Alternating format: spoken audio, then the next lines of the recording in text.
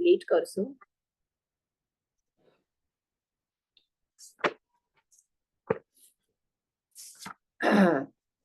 તો આ આપણે જોયું 7 ગાથાનું સ્તવન છે, જેમાં દેવચંદ્રજી ગણી આપણને નેમનાથ પ્રભુનું ગુણદર્શન કરાવે છે. આ સ્તવનમાં આખું ભક્તિ માર્ગનું રહસ્ય એમણે નેમ રાજુની કથા રૂપે મૂકેલું છે. એક બાજુ આ નેમ રાજુની કથા ચાલે છે અને બીજી બાજુ આ ભક્તિ માર્ગના ગૂઢ રહસ્ય પ્રગટ થતા જાય છે. આપણે 2 ટર્નમાં જોયું કે ફર્સ્ટ ટર્નમાં આપણે સૌથી પ્રથમ જે નેમનાથ ભગવાનનું એમણે ગુણદર્શન કરાવ્યું છે, પ્રથમ ગાથા એ આપણે જોયેલી કે નેમનાથ ભગવાન કેવા છે. તો એમણે નિજ સ્વસિદ્ધતા રૂપ કાર્યને પૂર્ણ કર્યું છે, એટલે પૂર્ણ આત્મ સ્વરૂપ એમનું પ્રગટ થયું છે. એટલે એમણે સર્વ વિભાવ દશા નેમનાથ ભગવાને વિષય કષાય અને રાગ દ્વેષ આદિ સર્વ કષાયોનો સર્વથા ત્યાગ કર્યો છે. સંપૂર્ણ વિતરાગ અવસ્થા, સંપૂર્ણ સર્વજ્ઞપણું એમણે પ્રગટ કર્યું છે અને આત્માના જ્ઞાનાદિ સર્વ શક્તિઓને પૂર્ણપણે પ્રગટાવી અને નિજ શુદ્ધ સ્વભાવનું આસ્વાદન કર્યું છે. તો આવી રીતે તેઓ પોતાના શુદ્ધ સ્વભાવના ભોગતા બન્યા છે. આપણે ડિટેલમાં આ ફર્સ્ટ જે ગાથા છે એ આપણે જોઈ હતી. સાથે સાથે નેમનાથ ભગવાનનું આખું જે એમનું ફેમિલી હિસ્ટ્રી આપણે કહીએ, ફેમિલી ટ્રી, તો એનું પણ આપણે ફર્સ્ટ ટર્નમાં બધું ડિટેલમાં લીધેલું. બીજી ગાથાથી આપણે જોઈએ તો એમાં હવે રાજુના હૃદયમાં નેમનાથના માટે શું ભાવ છે, બરાબર છે. એટલે રાજુની શું મનોદશા છે એ બીજા ગાથાથી ચાલુ થાય છે. તો આપણે જોયું હતું કે બીજી ગાથામાં શું જોયું હતું આપણે કે રાજીમતી કેવી છે કે શીલાદી ગુણથી વિભૂષિત છે, સુંદર છે, એની સાથે સાથે ગુણશીલ આદિ ગુણ એમાં છે અને એની સાથે પણ એની મતિ કેવી છે તો એણે ઉત્તમ બુદ્ધિને, સુમતિને એણે ધારણ કરી છે. એટલે આપણે જોયું હતું કે આ નેમ અને રાજુલના આ 9મા ભાવનું ઋણાનુબંધ છે. 8 ભાવ પહેલા એમ સાથે ચાલ્યા છે, ક્યારે ફ્રેન્ડશિપ રીતે કે ક્યારે પતિ પત્ની તરીકે, પણ બેઉમાં અત્યંત પ્રીતિ છે. પણ આ 9મા ભાવમાં જ્યારે નેમનાથ ભગવાન લગ્ન છોડીને નીકળી જાય છે ત્યારે ઓફકોર્સ એમના પ્રત્યે આ 9 ભાવનો રાગ તો હોય જ, પણ રાજુલે એ અશુદ્ધ રાગને છોડી દીધું અને આ અર્યંત પ્રભુ, હવે તો નેમનાથ પ્રભુ અર્યંત પ્રભુ થવાના છે, તો એમને જ પોતાના દેવાધિદેવ તરીકે સ્વીકાર્યા. એટલે અહીંયા દેવચંદ્રજી ગણી કહે છે કે ખરેખર ઉત્તમ પુરુષોના સહવાસથી આપણી ઉત્તમતા પણ વૃદ્ધિ પામે છે અને અનુક્રમે અનંત આનંદ પ્રાપ્ત થાય છે. અને રાજુએ અહીંયા આ સુક્તિની યથાર્થતા કરી બતાવી કે ઉત્તમતા સંગે ઉત્તમતા વધે છે. તો આપણે પણ આપણા જીવનમાં આ સુક્તિની યથાર્થતા કરવી જોઈએ. આના પછી આ બીજી ગાથા પછી ત્રીજી ગાથાથી આપણે જોઈએ તો આટલા બધા સ્તવન આપણે જે પાછળ ગયા, મલ્લીનાથ પ્રભુ, વાસુપૂજ્ય સ્વામી, તો અહીંયા દેવચંદ્રજી ગણીએ કંઈક ને કંઈક દરેક સ્તવનમાં તત્વ વિચારણા જૈન ધર્મના સિદ્ધાંત સમજાવ્યા છે. તો અહીંયા પણ એમની આ જે 9 તત્વ કહીએ કે 7 તત્વ કહીએ તો એની વિચારણા હવે આ ત્રીજી, ચોથી, પાંચમી અને છઠ્ઠી ગાથામાં આપણે દેખાય છે કે રાજુને આટલું દુઃખ પડ્યું કે હમણાં એના લગ્ન થવાના છે, એમના જે પ્રિય હતો એમને પ્રિય પાત્ર પ્રાપ્ત થવાનું હતું, પણ ત્યારે જ એ પ્રાપ્ત ન થતા આવું દુઃખ પડ્યું. પણ ત્યારે એ આર્ત ધ્યાન, રૌદ્ર ધ્યાનમાં ન જતા એમની તત્વ વિચારણા ચાલતી હતી. તો અહીંયા દેવચંદ્રજી મહારાજ સાહેબ કહે છે કે આ તત્વ વિચારણા એટલે આ 9 અથવા તો 7 તત્વોની વિચારણા, તે જે દરેક સ્તવનની જેમ અહીંયા આ સ્તવનમાં એમણે 7 તત્વની વિચારણા કરી છે. તો શું આ ત્રીજી ગાથામાં એમણે પહેલા આઈ એમ જસ્ટ રિવાઇઝિંગ ઇટ, કારણ આપણું આ સ્તવન થોડું વધારે લાંબુ ચાલ્યું છે મારા તબિયતના લીધે. તો અહીંયા પહેલા 7 તત્વ આવે તો એમાં જીવ, અજીવ, આશ્રવ, સંવર, બંધ, નિર્જરા, મોક્ષ વગેરે આવે. પુણ્ય અને પાપને હું એમાં જ ઇન્ક્લુડ કરી લઉં છું. તો પહેલા અજીવ તત્વ દીધું છે એમને કે આ જગતમાં ટોટલ 6 દ્રવ્ય છે અને એ 6 દ્રવ્યના 2 ભાગ પાડીએ તો જીવ અને અજીવ. જીવમાં જીવ તત્વ આવે અને અજીવમાં જ આ 5 દ્રવ્ય આવે. અજીવ તત્વમાં ધર્માસ્તિકાય, અધર્માસ્તિકાય, આકાશાસ્તિકાય, પૂતગલ અને કાલ. બરાબર.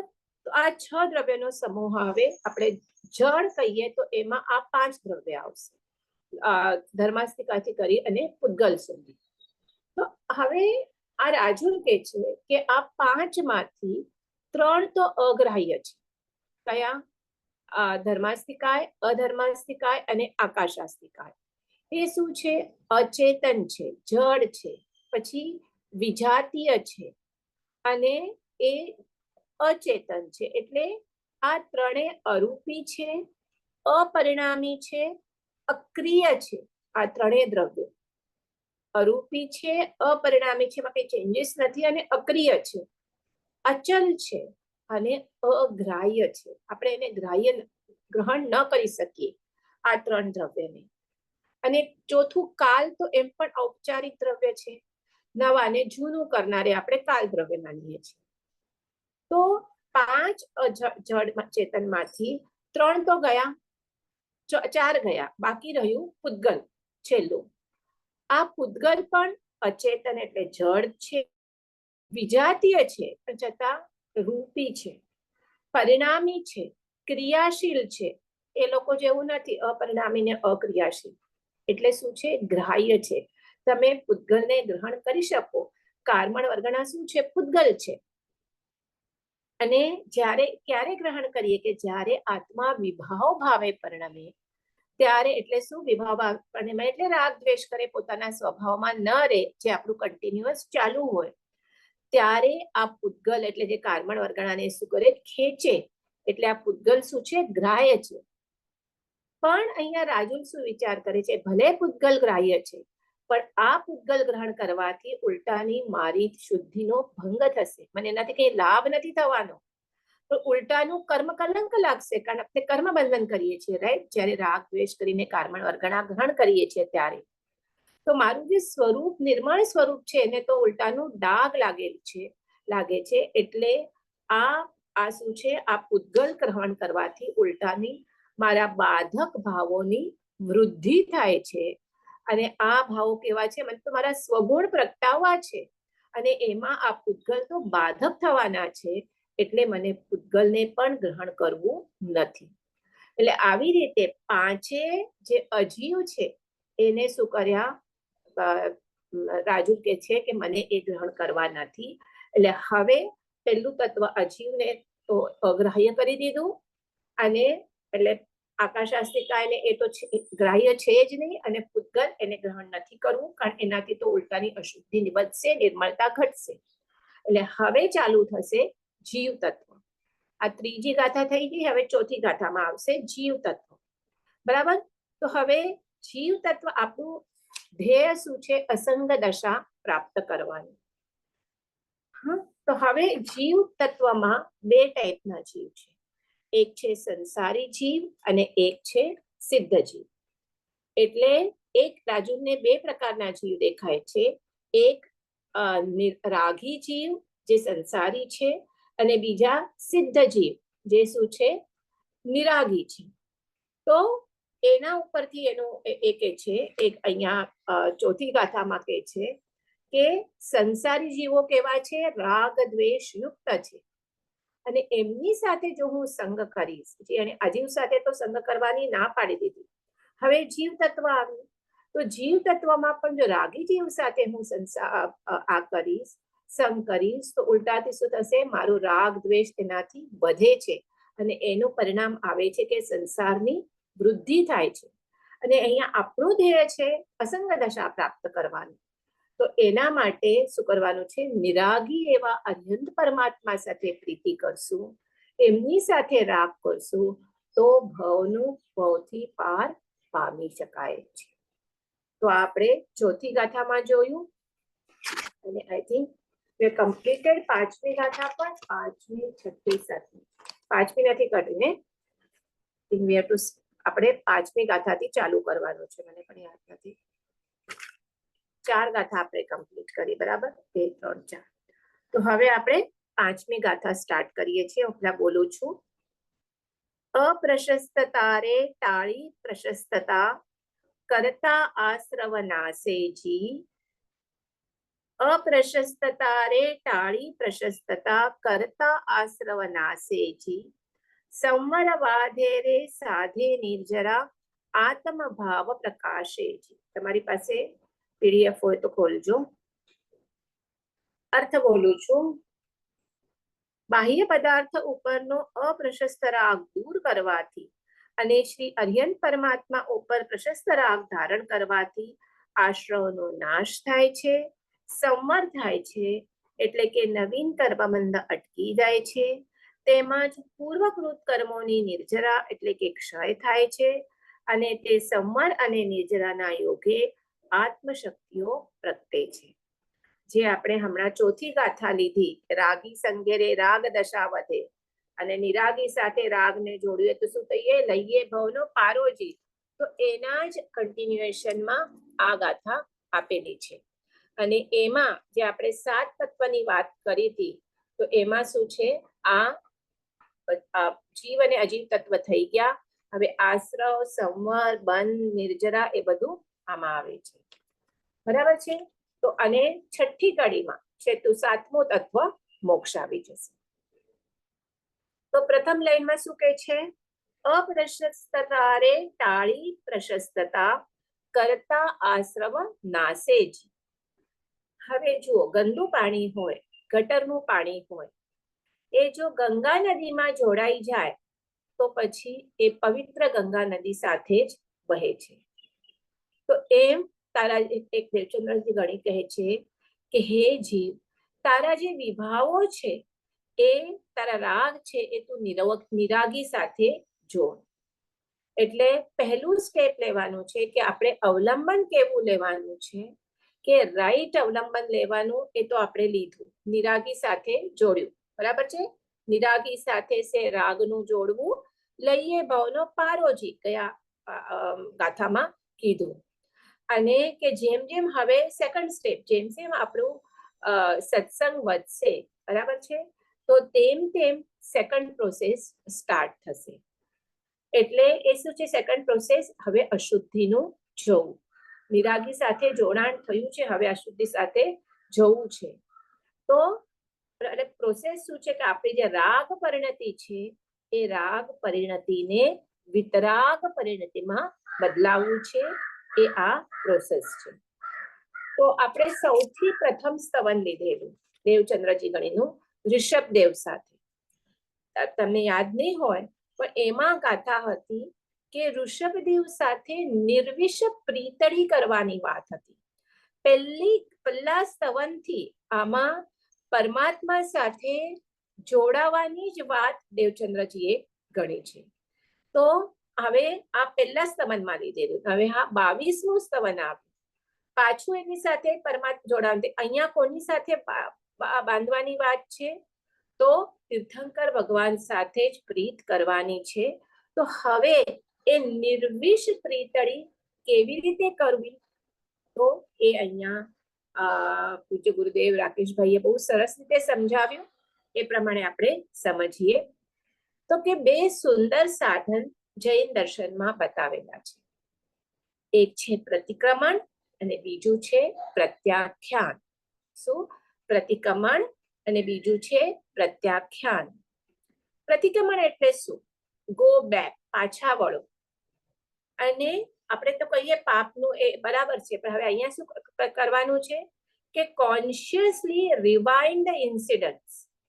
આપણે જે સપોઝ તમે સાંજના કરો તો દિવસભરના તમે કોન્શિયસલી રિવાઇન્ડ કરો કે આજ જે એને સ્પેશિયલી કોઈ એવો પ્રસંગ બની ગયો હોય કે જેની આપણા ચિત્ત ઉપર બહુ અસર રહી ગઈ હોય, તો તમે એ જ પ્રસંગોને હવે સાક્ષી ભાવે જુઓ.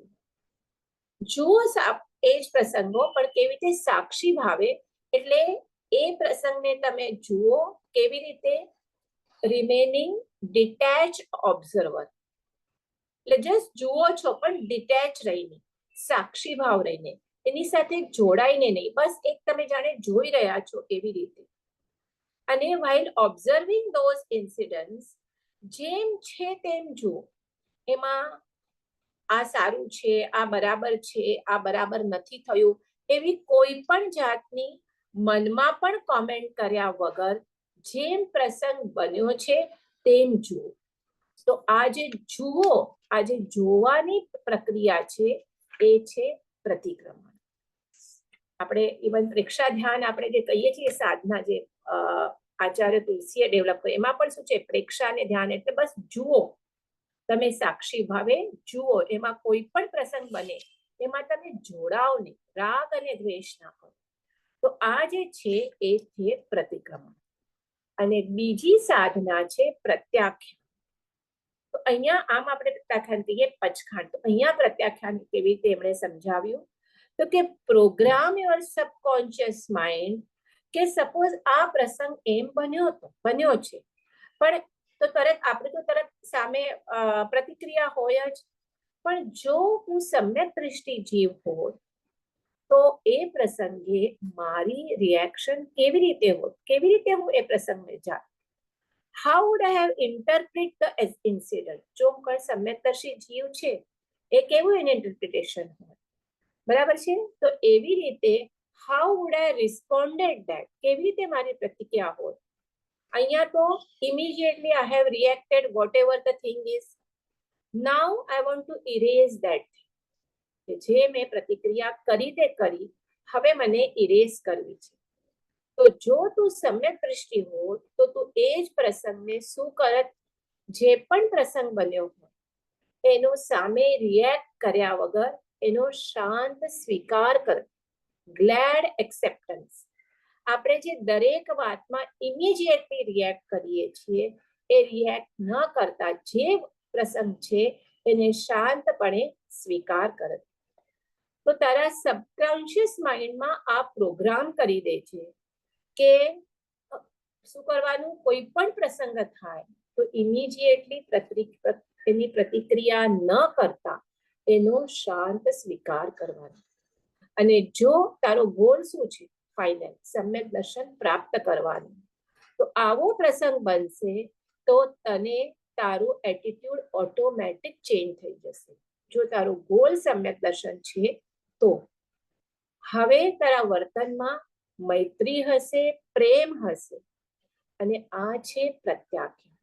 ઇવન ભલે ને તમને લાગે સામેવાળો માણસ કે એવો પ્રસંગ એવો કોઈ થાય અને બહુ જ ક્રોધમાં આવી જાય કે કઈ આપણને ખરાબ કટુ શબ્દ બોલાઈ જાય, તો એના પ્રત્યે સામે ક્રોધ કરવા કરતા એમના પ્રત્યે મૈત્રીનો ભાવ, પ્રેમનો ભાવ જાગો કે હમણાં તો આવી રીતે કરી રહ્યો છે પણ એ કેટલા કર્મબંધન કરી રહ્યો છે. એટલે એના પ્રત્યે સામે ક્રોધ ભાવ, દ્વેષ ભાવ કરવા કરતા મૈત્રી અને પ્રેમ તારા વર્તનમાં હશે. તો આવી રીતે તમારા સબકોન્શિયસ માઇન્ડને તમે પ્રોગ્રામ કરો. તો એ છે પ્રત્યાખ્યાન, કે હવે હું મિથ્યા દ્રષ્ટિની જેમ નહીં વર્તું, કારણ મારું ગોલ છે સમ્યક દર્શન પ્રાપ્ત કરવાનું.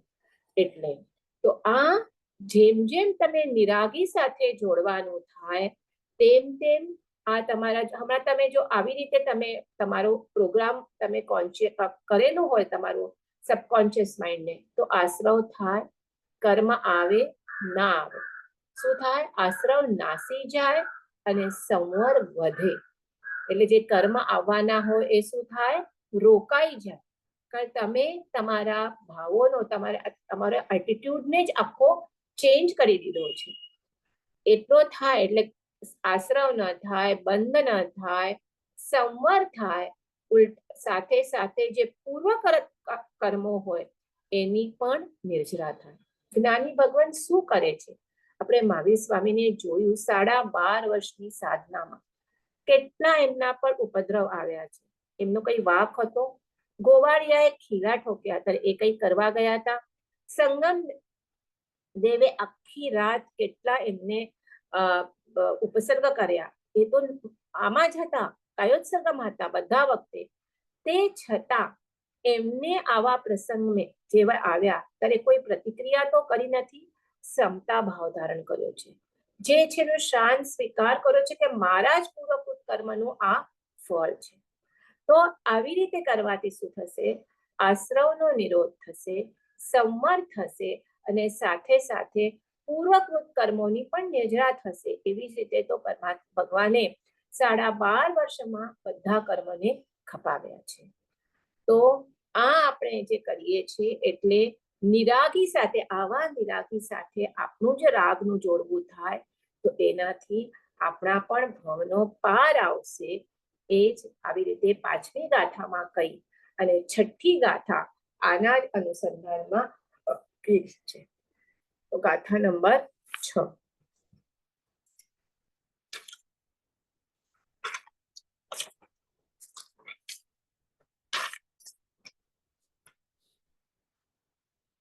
નેમી પ્રભુ ધ્યાને રે એકત્વતા, નિજ તત્વે એકતાનો જી, શુક્લ ધ્યાને રે સાધી સુસિદ્ધતા, લઈએ મુક્તિની દાનો જી.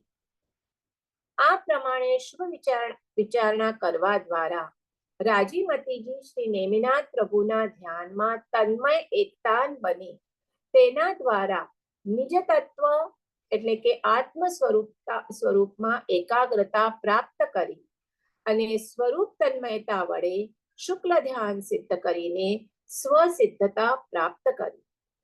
આ રીતે આપણે પણ પ્રભુના ધ્યાનમાં એકાગ્ર બની મુક્તિના નિદાન મૂળ કારણને પ્રાપ્ત કરવી. તો આવી રીતે આપણે જોયું કે 6 તત્વ થયા. પહેલા 3rd ગાથામાં અજીવ, 4થી ગાથામાં જીવ, પછી 5મી ગાથામાં આશ્રવ, સંવર, બંધને નિર્જરા 6 તત્વ થયા. અને હવે અહીંયા છેલ્લે મોક્ષ તત્વની વાત કરી છે કે વિષમ પરિસ્થિતિ તો વિષમ આવે પણ ત્યારે પણ કેવું મનોમંથન હોવું જોઈએ, કેવી તત્વ વિચારણા હોવી જોઈએ અને કેવા શુભ નિર્ણય પર પહોંચવું જોઈએ એની વાત અહીંયા કરી છે કે રાજુને એવી વિષમ પરિસ્થિતિ આવી હતી પણ એમાં એ ઘસડાઈ ન જતા એમણે કેવી રીતે એની પહેલા જ મેં કીધું આખી મનોદશા એની અહીંયા વર્ણવી છે કે તત્વ વિચારણાથી કેવા શુભ ધ્યાનમાં એ ગયા. એટલે નિરાગી સાથે રાગનું જોડાણ થાય છે તો શું થાય છે? રાગનો આત્યંતિક ક્ષય થાય છે. આત્યંતિક એટલે પૂર્ણ ક્ષય થાય છે. અને અહીંયા એક એમણે એક્ઝામ્પલ આપ્યું, કેવું ક્ષય? તો કે વેક્સ એટલે મીણની જેમ નહીં પણ દૂધની જેમ. જ્યારે આપણે મીણને પલળાવીએ, વેક્સની મીણબત્તી હોય અને આપણે લાઈટ ગઈ છે તો આપણે શું કરીએ? મીણબત્તી પેટાઈએ તો એ જે મીણ હોય એ શું થાય? પલળતું જાય, પલળતું જાય, પલળતું જાય. પણ પછી એ પીગળી અને છેલ્લે સુધી જ્યારે ઠંડુ થઈ જાય ત્યારે પાછું સોલિડિફાય થઈ જાય. એટલે અહીંયા કે છે રાગનો અત્યંતિક ક્ષય થાય છે પણ આવા મીણની જેમ નહીં કે પાછું પહેલા પીગળે અને પાછું સોલિડિફાય થઈ જાય, પણ દૂધની જેમ. કે દૂધમાં તમે એક વખત મેરણ નાખ્યું અને દૂધનું દહીં બન્યું તો પછી ગમે એટલા પ્રયત્ન કરો પણ એ દહીંનું પાછું દૂધ થવાનું છે તો કે ક્યારે પણ બનતું નથી. તો આ અહીંયા શાશ્વત ત્રિકાળી અબાધિત માર્ગ છે કે જીન ભક્તિ કરવાથી નિજ તત્વનું અનુસંધાન થાય છે. તમારો ખરો ઉપયોગ તમે જિનેશ્વર ભગવાન સાથે જોડો તો શું થાય? નિજ તત્વનું એની સાથે અનુસંધાન થાય છે. અને એટલે અહીંયા જે દરેકમાં જે કહ્યું છે કે એવું તત્વ છે ત્રિકાળી છે પછી અબાધિત છે, શાશ્વત છે એવા માર્ગની પ્રરૂપણા અહીં દેવચંદ્ર મહાત્મણીજીએ કરી છે. આખો મોક્ષ માર્ગ બતાવ્યો છે કે જ્યારે ભક્તિ સાથે તત્વ વિચારણા આવે છે ત્યારે પ્યોરિટી આવે છે. અહીંયા પ્રભુ ભક્તિનું છેલ્લે છે, આપણે પછી જોશું. ચલો, હા, આવે છે. તો હવે અજ્ઞાની જીવ હોય, આપણા જેવો, તો શું કરે? કોઈ પણ વિષય પરિસ્થિતિ આવે, નાની પણ, આ તો એને એક્સ્ટ્રીમ આવી હતી રાજુને, પણ નાની પણ થોડી વિષમ પરિણતિ આવે તો કાં તો આર્તધ્યાન કરીએ અને કાં તો રૌદ્ર ધ્યાનમાં ચાલ્યા જઈએ.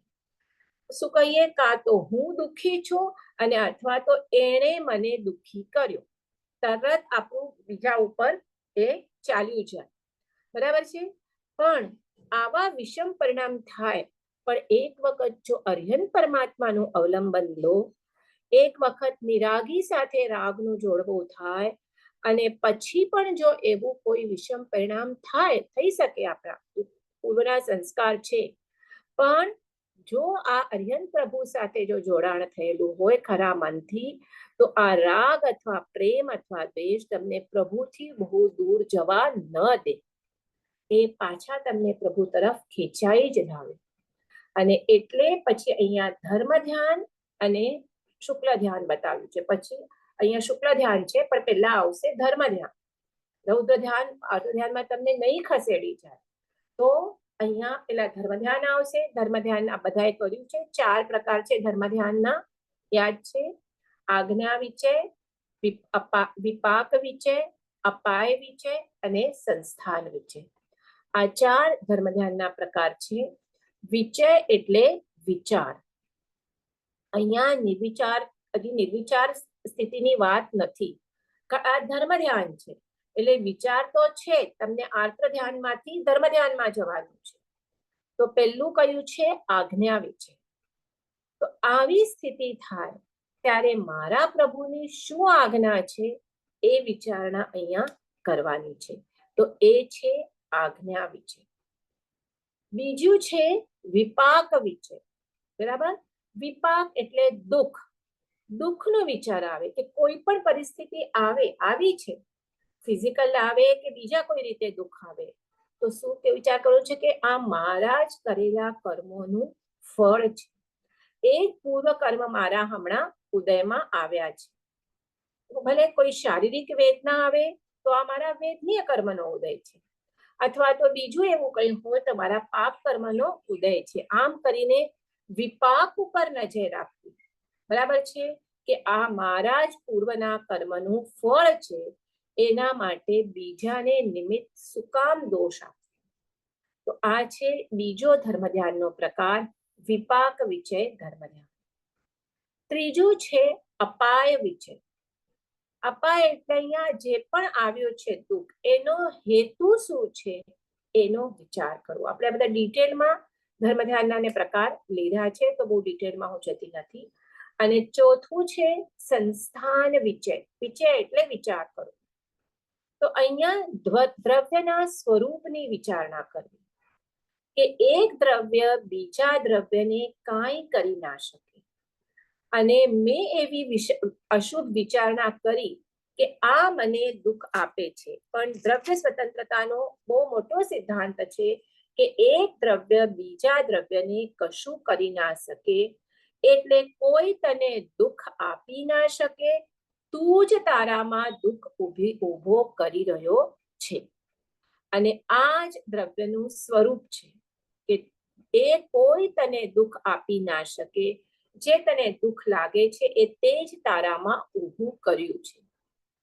તો જ્યારે જ્ઞાનીની અને સદગુરુની કેવી આત્મદશા છે, આવી આત્મદશા છે. હમણાં જ મહાવીર સ્વામીનું આપણે એક્ઝામ્પલ જોયું કે જેના લીધે આટલા વિષમ પરિસ્થિતિમાં પણ એઓને સંકલ્પ વિકલ્પ થતા જ નથી, કારણ એમને ક્લેશના કારણો જ ટાળી નાખ્યા છે. તો એટલે હવે જ્યારે ભક્તિમાં આપણું ભક્તિમાં તત્વ જોડાય છે, આ તત્વ દ્રષ્ટિ જોડાય છે, તો એનાથી આપણું પણ શું થાય છે? એકાગ્રતા. આપણી જે એકાગ્રતા, જે આપણે જો આવી તત્વ દ્રષ્ટિ આપણને આવે, આવી ભક્તિ પરમાત્મા પ્રત્યે જાગે, તો એ શું છે? આપણને પણ આ ધર્મ ધ્યાન બને છે. એકાગ્રતા તો ધ્યાન એટલે એકાગ્રતા, રૌદ્ર ધ્યાન હોય કે આર્ત ધ્યાન હોય એમાં પણ એકાગ્રતા તો છે જ, પણ શેમાં છે? અશુભ વિચારણામાં એકાગ્રતા છે. કેમ આવું મારું થયું, શું કામ એણે મને આવું કર્યું, બીજા ઉપર, બરાબર છે. અને જ્યારે એ જ વિચારણા હવે ચેન્જ થાય છે, બરાબર છે, કહીએ છીએ ને પલટી મારે છે, એકાગ્રતા તો છે ત્યાં પણ હવે એ એકાગ્રતા તત્વ વિચારણા પર ચાલે છે. એટલે changing your thoughts and action, changing your feelings make you purer and more purer. એમાં ત્રણ ચીજો છે આપણા વિચારમાં: મળ, વિક્ષેપ અને અજ્ઞાનતા. એ દૂર થાય તેવી રીતે તમારી પ્યોરિટી વધતી છે. શું કીધું મેં? ત્રણ ચીજો. મળ એટલે શું? ભાવોમાં મલિનતા હવે નથી. મળ એટલે મલિનતા. પછી વિક્ષેપ, વિક્ષેપ એટલે ચંચળતા. આપણા તો મન કેટલું ચંચળ હોય, તરત ચંચળ થઈ જાય, તો એ પણ નથી. અને ત્રીજું અજ્ઞાન, વિપરીતતા. આપણે દરેક ચીજમાં આપણે દેહમાં હું બુદ્ધિ કરવી, એ જ મોટું અજ્ઞાન છે આપણું. એટલે તો આણે આમ કર્યું ને આણે આમ કર્યું, આ બધું મોટું શું છે? અજ્ઞાનતા, એટલે વિપરીતતા. તો જેમ જેમ આ ઘટતું જશે એમ એમ શું થશે? એટલે જેમ જેમ ભાવોમાં ફેર પડવા માંડ્યો તો શું થાય છે? હવે દેટ મીન્સ નિરાગી સાથે તારો રાગ જોડાય છે અને પ્યોરિટી વધતી જાય છે. અને એટલે શું થાય છે? પ્યોરિટી વધતી જાય છે એટલે હવે નિર્મળતા આવે છે. એક જ કરવાનું છે આપણે, આપણી નિર્મળતા વધારવાની છે. અને નિર્મળતાના કારણે ફોકસ આવે છે. અને આ ફોકસ, એકાગ્રતા જ્યારે બહુ વધે ત્યારે એક ધન્ય પડે. હવે ધર્મ ધ્યાનથી આગળ જઈશ ને તું શુક્લ ધ્યાનમાં પ્રવેશ કરશે. તો અહીંયા શુક્લ ધ્યાનના પણ 4 પ્રકાર છે. તો એમાં શુક્લ ધ્યાનનો જ્યારે આ નિર્મળતા વધશે તો એક ધન્ય પર અને એકાગ્રતા વધશે ધર્મ ધ્યાનમાં, તો એક આપણે કહીએ ને એક ધન્ય પડે શુક્લ ધ્યાનનો પહેલો પ્રકાર ચાલુ થશે. બધાના 4 પ્રકાર છે. આર્ત ધ્યાનના 4 પ્રકાર, રૌદ્ર ધ્યાનના 4 પ્રકાર, ધર્મ ધ્યાનના 4 પ્રકાર, શુક્લ ધ્યાનના પણ 4 પ્રકાર છે. તો પહેલા તો આપણે આર્ત અને રૌદ્ર ધ્યાનમાંથી નીકળી અને ધર્મ ધ્યાન સુધી પહોંચ્યા. અને હવે દશાને વધારે નિર્મલ કરતા કરતા શુક્લ ધ્યાનના પહેલો પ્રકાર, એટલે કયો ગુણસ્થાનક આવશે? 8મું ગુણસ્થાનક એ આવે છે. અને 8મા ગુણસ્થાનકના અંતે તમને યાદ હોય તો શ્રેણી માંડીએ છીએ, શ્રપક શ્રેણી અથવા તો ઉપશમ શ્રેણી. એટલે શુક્લ ધ્યાનના લીધે એવો સ્થિરતા એની આવી જાય છે. એના પરિણામોની શુદ્ધતા, નિર્મળતા, એકાગ્રતા પણ વધે છે. અને એ આગળ વધી અને શુક્લ ધ્યાનના બીજા પ્રકારમાં આવે છે, જે ગુણસ્થાનક 12મું છે. અહીંયા ઉપશમ શ્રેણી નહીં મંડાય, 11મો ગુણસ્થાનક નહીં થાય, 10માંથી ક્યાં આવશે? 12મા ગુણસ્થાનકે પહોંચે છે. અને 12માના અંતે અને 13માના શું થશે? હવે 13મા શું થશે? તેમાં કેવળ જ્ઞાન પ્રગટ થશે. એટલે આ થશે. અને એક કેવળ જ્ઞાન, એના જ્યાં સુધી આયુષ્ય કર્મ છે ત્યાં સુધી એ કેવળી તરીકે વિચરશે. તો હવે જ્યારે આયુષ્ય પૂર્ણ થવા આવશે અને હવે બાકી રહ્યા છે કેવળ જ્ઞાન, એટલે શું હોય? 4 ઘાતી કર્મનો ક્ષય કરેલો હોય, પણ આયુષ્ય, નામ, કર્મ, ગોત્ર, આ 4 અઘાતી કર્મ બાકી હોય. તો હવે એનું આયુષ્ય પૂર્ણ થવા આવ્યું છે એટલે હવે શું થશે? બાકી રહેલા 4 અઘાતી કર્મો ખપાવી અને એ સિદ્ધ દશા પ્રાપ્ત કરશે. તો ત્યારે એ શું કરે? કેવળી ભગવાન યોગ નિરોધ કરે. અહીંયા યોગ નિરોધ એટલે મન, વચન અને કાયાના ત્રણેય યોગનો નિરોધ કરે. એ જ્યારે આવી કન્ડિશન હોય ત્યારે શુક્લ ધ્યાનનો ત્રીજો પ્રકાર. અને આપણે આ ધ્યાનમાં બધું કર્યું છે પણ આઈ એમ શ્યોર કે યાદ નહીં હોય, એટલે આમાં જે આવ્યું છે એ પ્રમાણે આપણે જોઈએ છીએ. અને હવે યોગ નિરોધ પણ થઈ જાય અને હવે આયુષ્ય પૂર્વ કરવા માટે કેવળ 5 રસ્વાક્ષર જેટલું જ આયુષ્ય બાકી છે. યાદ છે? અ, આ, ઉ, રૂ અને ઋ. આટલા 5 રસ્વાક્ષર બોલતા જેટલો સમય લાગે એટલા જ સમયમાં એ દેહને છોડે છે. ત્યારે શુક્લ ધ્યાનનો ચોથો પ્રકાર, અંતિમ પ્રકાર હોય છે. અને એ સિદ્ધ દશામાં, એ સિદ્ધ દશા પ્રાપ્ત કરે છે ત્યાં એ કન્ટિન્યુ થાય છે. એટલે આ શુક્લ ધ્યાન એ મોક્ષનું શું થયું? કારણ બન્યું. બરાબર છે? તો હવે આ ગાથામાં આપણે શું છે? નેમી પ્રભુ ધ્યાને રે એકત્વતા નિજ તત્વે એકતાનો છે. એટલે જેવી તત્વ વિચારણા થાય તો પરિણતિ શું થાય? હવે સ્વ તરફ ઢળે. એટલે એ ધર્મ ધ્યાનમાંથી શુક્લ ધ્યાનમાં પહોંચે છે. એટલે બીજી લાઈન છે, શુક્લ ધ્યાને રે સાધી સુસિદ્ધતા લઈએ મુક્તિ નિદાનોજી. આજ આપણે જોયું અહીંયા ત્રીજા પ્રકાર અને ચોથા પ્રકારથી એ મુક્તિ સુધી પહોંચે છે. શુક્લ ધ્યાન શરૂ થાય છે અને આ છેલ્લે સિદ્ધ દશાને પ્રાપ્ત કરે છે. આ છઠ્ઠી ગાથા એટલે મોક્ષ, જે આપણે 7 તત્વ જોયું એમાં આ મોક્ષ તત્વ પણ કમ્પ્લીટ થયું. હવે છેલ્લી ગાથા 7મી જોજો તમે. અગમ અરૂપી રે અલખ અગોચરુ પરમાત્મ પરમીશોજી દેવચંદ્ર જીન વરની સેવના કરતા વાધે જગીશોજી. વખત પાછું બોલું છું. અગમ અરૂપી રે અલખ અગોચરુ પરમાત્મ પરમીશોજી દેવચંદ્ર જીન વરની સેવના કરતા વાધે જગીશોજી. 7 મને લાગે છે એમણે આમાં વિશેષણ આપ્યા છે. અગમ એટલે સામાન્ય લોકોથી જાણી ન શકાય, અગમ. અરૂપી એટલે વર્ણ ગંધ રસ સ્પર્શ જે પૂતગણના ગૌણ છે એનાથી રહિત આત્મતત્વ કેવું છે એનું આ અલગ અલગ વિશેષણ આપ્યા છે. અલક્ષ એટલે એકાંતવાદીઓથી ઓળખી ન શકાય. અગોચર ઇન્દ્રિયોથી જોઈ ન શકાય. પરમાત્મા રાગાદી દોષ રહિત. પરમેશ્વર અનંત ગુણ પર્યાયના ઈશ્વર. અને દેવોમાં ચંદ્ર જેવા નિર્મળ એવા શ્રી જિનેશ્વર પ્રભુની સેવા, અહીંયા સેવા એટલે આજ્ઞા પાલન કરવાથી સાધકતા એટલે અધ્યાત્મ શક્તિની વૃદ્ધિ થતા શુદ્ધ સ્વભાવની સંપૂર્ણ સંપત્તિ પ્રાપ્ત થાય છે. તો અહીંયા હવે આ છેલ્લી ગાથામાં દેવચંદ્રજી ઘણી ભલામણ કરે છે કે મોક્ષનો સરળ ઉપાય પ્રભુ ભક્તિ છે. પ્રભુ ભક્તિ જગાડવા માટે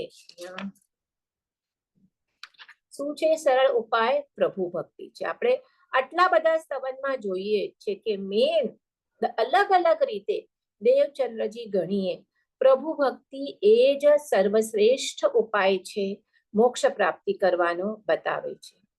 હમણાં મેં એક આર્ટિકલ લખ્યું, અચલગચ્છના લગભગ 600 વર્ષ પૂર્વે થયેલા એક આચાર્ય માણિક્ય સુંદર સુરીએ એમનું ગુણવર્મા નામનું ચરિત્ર અને પ્રબુદ્ધ જીવન માટે લખવાનો હતો આર્ટિકલ. તો એ ગુણવર્મા ચરિત્રમાં પણ આપણે જોઈએ તો એમાં 17 પ્રકારે પ્રભુની પૂજા, પ્રભુ ભક્તિ બતાવેલી છે કે એના આગલા ભાવમાં એના 17 દીકરા હતા અને 17 દીકરાએ કેવી રીતે એક એક દીકરાએ 17 અલગ અલગ પ્રકારે પ્રભુ ભક્તિ કરી અને ફાઇનલી એ ગુણવર્મા રાજાના પુત્ર તરીકે જન્મે છે. અને પછી દીક્ષા લઈને કેવી રીતે એ રાજા તો પોતે તીર્થંકર થશે અને આ એમના બધા દીકરાઓ એમના ગણધર થશે. તો આખી કથા લખેલી છે આ એ માણિક્ય સુંદર સૂર્ય કરીને. અને એના જ ઉપરથી લગભગ હમણાં મતલબ છે 150-200 વર્ષ પહેલા પાછા બીજા એક આચાર્ય ભગવંતે એના ઉપરથી જ આ પ્રભુ ભક્તિ ઉપર રાસ લખ્યો છે. એટલે આપણે પહેલેથી જોઈએ તો બધા જ્ઞાની પુરુષો આ પ્રભુ ભક્તિનો મોક્ષ માટે કેટલું ઇમ્પોર્ટન્સ છે એ અલગ અલગ રીતે કોઈ પોતાના સંવનમાં, કોઈ આવી રીતે ચારિત્ર રીતે એ સંસ્કૃતમાં છે, કોઈ રાસ રીતે અલગ અલગ રીતે, પણ કોઈ ચોવીસીમાં પ્રભુ ભક્તિનો મહિમા આપણને મળે છે. તો પ્રભુ ભક્તિ જગાડવા માટે પ્રભુની ઓળખાણ જરૂરી છે. પ્રભુ એટલે પરમાત્મા. એટલે કોણ? તો એ પરમાત્મા કેવા છે એના વિશેષણો જે આપણે હમણાં જોયા, અહીંયા દેવચંદ્રજી ગણી આપે છે. પહેલી લાઈનમાં 7 વિશેષણો આપણે જોયા. પાછું એક વખત જરા જોઈ જઈએ કે આવા મહિમા સાથે તમે પ્રભુ ભક્તિ કરો છો. પ્રથમ શું છે? અગમ. ગમ એટલે જાણવું, અને અગમ એટલે સામાન્ય લોકોથી ન જાણી શકાય એવા છે. એટલે અહીંયા સામાન્ય લોકો એટલે બેઝિકલી સામાન્ય બુદ્ધિથી પકડી ન શકાય. કેવી બુદ્ધિ જોઈએ? સૂક્ષ્મ બુદ્ધિ જોશે.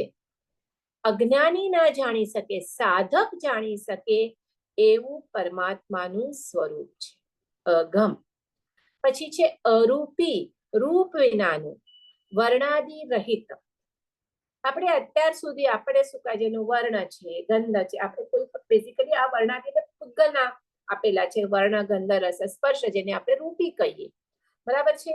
તો અત્યાર સુધી જેને વર્ણ હોય, રૂપ હોય, એને જ ભજવાની આપણને ટેવ છે. તો હવે તું એક એવા માર્ગે ચડે છે કે જે અરૂપી છે, જેના માટે તને અતિશય પ્રેમ છે, જે છે આત્મ તત્વ કે પરમાત્મ તત્વ. તો એ તે જોયું જ નથી. પરમ તત્વ કેવું છે? અલખ છે. અહીંયા અવાજ નથી આવતો. અવાજ નથી આવતો? વધારે નથી આવતો? મિસ અવાજ આવે છે મને. આવે છે. હા બેન, તમે જરા ચેક કરશો તમારું. કોને નથી આવતો એ ચેક કરશો. મને નથી આવતો. મને લાગે છે તમે તમારું નેટમાં, બીજા બધાને આવે છે એટલે તમારા નેટમાં, કા તમે નેટ પાસે જાઓ કે કંઈક બંધ કરીને પાછું ચાલુ કરો, એવું કંઈક કરો. તમારા નેટમાં કંઈ પ્રોબ્લેમ હશે, થઈ ગયું હશે. ક્યારેક ક્યારેક થઈ જાય છે નેટનો પણ. મારો પણ પ્રોબ્લેમ થાય છે, મને પણ જગ્યા બદલાવી પડે છે. ઠીક છે, તો આપણે કન્ટિન્યુ કરીએ. તો કેવા છે પરમાત્મા? અગમ છે, અરૂપી છે, પછી કીધું છે અલખ છે. અલખ એટલે કે એકાંતવાદી જે લોકો છે, ભૌતિકવાદી છે, જેને ગાઢ મિથ્યાત્વ છે, જેને પ્રવર્તે છે, એને પરમાત્મ તત્વ લક્ષ્યમાં આવતું જ નથી. એવું અગોચર આ તત્વ છે. અગોચર એટલે આપણે શું કીધું કે ઇન્દ્રિયોથી જોઈ ન શકાય. તમે પરમાત્મ તત્વ તમારા ઇન્દ્રિયો, એટલે આજે મિથ્યાત્વ દેખે છે કે મને દેખાય ક્યાં છે, એટલે આ અગોચર તત્વ છે. એને તો એ લક્ષ્યમાં આવતું જ નથી કે જે ઇન્દ્રિયોથી દેખાતું નથી. તો એવું અગોચર આ તત્વ છે. પછી કીધું પરમાત્મ. પરમાત્મ એટલે દોષ રહિત, રાગ રહિત, વિભાવ રહિત જેની દશા છે, એને આપણે પરમેશ્વર કહીએ છીએ. કે પરમેશ્વર એટલે જેના અનંત ગુણો પ્રત્યા છે, જેનો વૈભવ પૂર્ણ છે, એટલે આ છે પરમાત્મા. એટલે બીજું છે પરમેશ્વર. પરમેશ્વર પણ છે. હા, પરમાત્મા એટલે શું છે? જેમાં દોષ રહિતતાની વાત છે. અને પરમ આત્મ, અને પરમ પરમેશ્વર એટલે પરમ ઈશ. ઈશ એટલે પરમ ઐશ્વર્યયુક્ત. એટલે પરમાત્મા એટલે કોઈ દોષ નથી, અને પરમેશ્વર એટલે એમાં પરમ ઐશ્વર્ય છે. એટલે બધા ગુણો જેમાં પ્રત્યા છે, જેમાં કોઈ દોષ નથી, અને જેમાં બધા ગુણો પ્રત્યા છે, એવા આ પરમાત્મ પરમેશ્વર છે. અને છેલ્લું છે દેવચંદ્ર, જે તો બધામાં એ હોય છે. દેવચંદ્ર એટલે કે દેવોમાં જે ચંદ્ર સમાન નિર્મળ છે. નરદેવ, ભાવદેવ અને ધર્મદેવથી પણ ઊંચા દેવ છે. આપણે કહીએ ને નરદેવ, ભાવદેવ, તો અહીંયા શું છે? દેવચંદ્ર એટલે દેવોમાં સૌથી ઊંચા જે છે. નરદેવ એટલે નરેન્દ્ર, જેને કે આપણે રાજા કહીએ, ચક્રવર્તી. શલાકા પુરુષ, તો એનાથી પણ એ ઊંચા છે. શલાકા પુરુષ તો ખ્યાલ છે ને બધાને, 63 શલાકા પુરુષ, ચક્રવર્તી, વાસુદેવ, પ્રતિવાસુદેવ, બળદેવ વગેરે, તો એનાથી પણ ઊંચા છે. પછી ભાવદેવ એટલે શું મેં કીધું ને, નરદેવ, ભાવદેવ અને ધર્મદેવ થી ઊંચા છે. તો નરદેવ એટલે જે શલાકા પુરુષમાં તીર્થંકર નહીં, એ છોડીને બાકીના, અને તીર્થંકર પરમાત્માની આપણે વાત કરી રહ્યા છીએ, કેવા છે, જે બાકીના ચક્રવર્તી, વાસુદેવ, પ્રતિવાસુદેવ કરતા ઊંચા છે.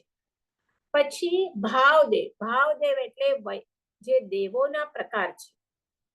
દેવોના પ્રકાર ખ્યાલ છે ને, વ્યંતર, જ્યોતિષી, પછી વૈમાનિક, પછી નીચે જોઈએ તો ભવનપતિમાં અસુર કુમાર, નાગ કુમાર વગેરે જે પણ દેવોના પ્રકાર છે એ ભાવદેવ કહેવાય. એ બધાના પણ જે સ્વામી છે, જે શ્રેષ્ઠ છે ભાવદેવના. અને પછી ધર્મદેવ, આ ત્રણ ચીજો કીધું. તો ધર્મદેવ એટલે સાધુ, આચાર્ય અને ઉપાધ્યાય, અને ગણધર પણ, એમના પણ જેઓ સ્વામી છે એવા અર્યંત પરમાત્મા, જેને અહીંયા નરદેવ, ભાવદેવ અને ધર્મદેવ કરતા પણ ઊંચા કીધા છે. તો હે જીવ, અહીંયા દેવચંદ્રજી ઘણી આપણને ભલામણ કરે છે કે હે જીવ, આવા અર્યંત પ્રભુને ઓળખી તું એમની સેવા કર, સેવના કર. તો એ સેવના પણ બે પ્રકારની સેવના છે, એક છે દ્રવ્ય સેવના અને બીજું છે ભાવ સેવના. તો દ્રવ્ય સેવના એટલે એમને વંદન કરવા, એમને સ્તવના કરવી, એમને પૂજન કરવું વગેરે. અને ભાવ સેવના એટલે આજ્ઞા પાલન, જે મોસ્ટ ઇમ્પોર્ટન્ટ છે, અને જેનાથી અંતરની શુદ્ધિ થશે, આત્મગુણની વૃદ્ધિ થશે, અને આત્મશક્તિ પ્રગટ થઈ અને પૂર્ણ સ્વભાવ પ્રગટ થશે. તો અહીંયા છેલ્લે આ છેલ્લા ગાથામાં દેવચંદ્રજી ગણી આપણને શું અહીંયા ભલામણ કરે છે કે હે જીવ, તને તારા ભાવનું પાર કરવું હોય તો તું ખરા દિલથી, ખરા ભાવથી પ્રભુ ભક્તિ કર, તારા ઉપયોગને પ્રભુમાં જોડી જા. અહીંયા જ્ઞાજ્ઞાપી વિરુદ્ધ બોલાયું હોય તો મિચ્છામિ દુક્કડમ, અને હજી 3:22 થયા છે, ખાસો ટાઈમ છે.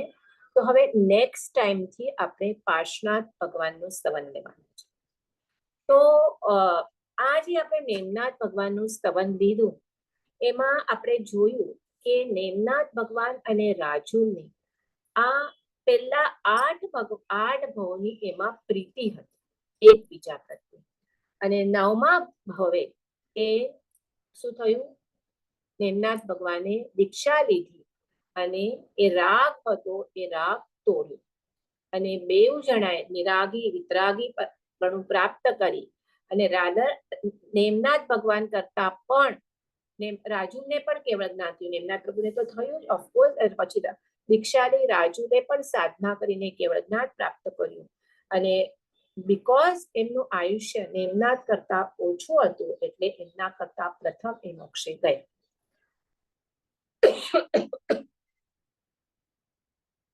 તો આ આપણે જોયું. હવે પાર્શ્વનાથ ભગવાનના સ્તવનમાં જેમ અહીંયા નેમ રાજુલનો 8 ભાવનો સંબંધ હતો અને આ 9મો ભાવનો હતો, તો અહીંયા પાર્શ્વનાથ ભગવાનમાં જે સ્ટાર્ટિંગથી જે પાર્શ્વનાથ ભગવાનની સ્ટોરી ચાલે છે, કમઠનો જીવ, અને જે આપણને બધાને ખબર છે, તો એમનું અને પાર્શ્વનાથ ભગવાનનું 10 ભાવ એટલે પેલા 9 ભાવનો સંબંધ હતો, અને આ 10મા ભાવનો એમનો સંબંધ ચાલુ થશે. તો સ્તવનમાં નથી, પણ મને લાગ્યું હવે આપણે પાર્શ્વનાથ ભગવાનનું સ્તવન કરવાના છીએ, તો મારી પાસે આ છે ઇન્ફોર્મેશન. જ્યારે ઉત્તરાધ્યાન સૂત્રનું 23મો અધ્યયન આપણે કરાવતા હતા, ત્યારે મેં આ 10 ભાવની કથા લીધેલી. તો હમણાં હું એ તમારી સાથે શેર કરું છું. આપણી પાસે અડધો કલાકનો ટાઈમ છે, અને આવતા મંગળવારથી આપણે સ્તવન ચાલુ કરશું. તો બધાને ગમશે ને? હમણાં હું આ 10 ભાવની કથા કહીશ તો પાર્શ્વનાથ ભગવાનની. હા, ગમશે. હા મિસ, મજા આવશે. હા, એક મિનિટમાં હું પાણી